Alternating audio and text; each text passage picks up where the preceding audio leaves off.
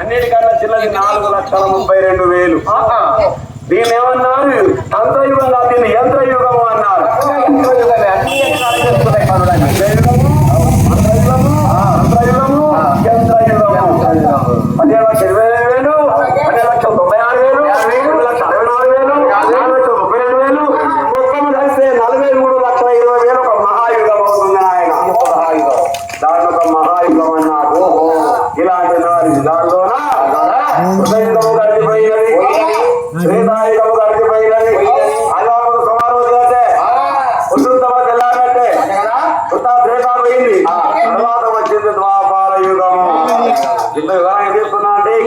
చెప్పుకుంటూ ఉరుకుడు ఎగురు దూకుడు కాదు.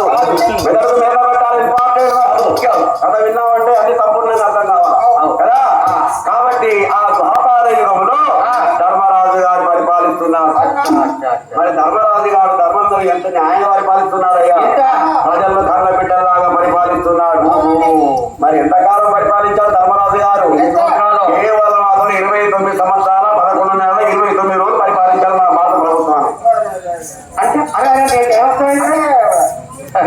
ఒక్కటే రోజు తప్ప 30 సంవత్సరాలు పరిపాలించండి అనమాట.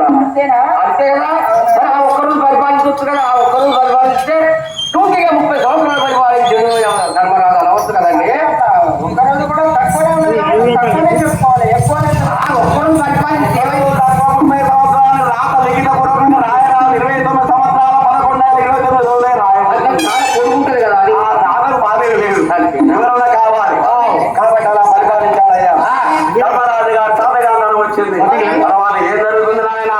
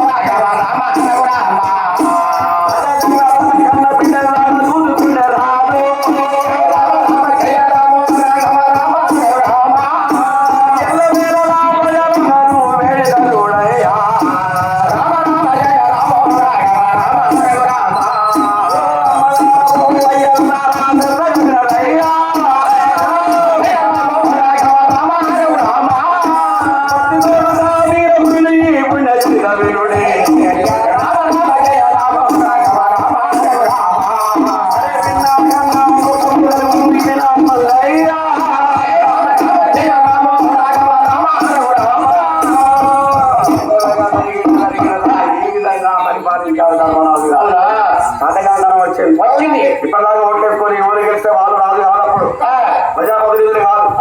రాజుగారి నలుగురు ఇద్దరు ఒకరు కొడుకుంటే ఎవరైతే తిరుగుతారో వాడే రాజు చేసేది. ఎదిరించే శక్తి కావాలి. కాబట్టి ధర్మరాజు జాతకంగా వచ్చిన తర్వాత ధర్మరాజు గారు మనవడైన పరీక్షిత్ మహారాజు గారికి రాజ్యాన్ని కట్టారు.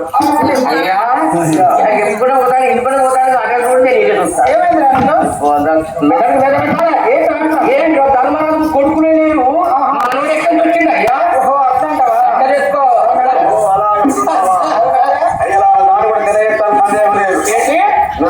పంచపాండవులు అంటే పాంచేయండి 5 పంచపాండవులు 5 కిరీటి తెలుసా? అర్జునుడు కొడుకు అభిమన్యుడు అందరికీ.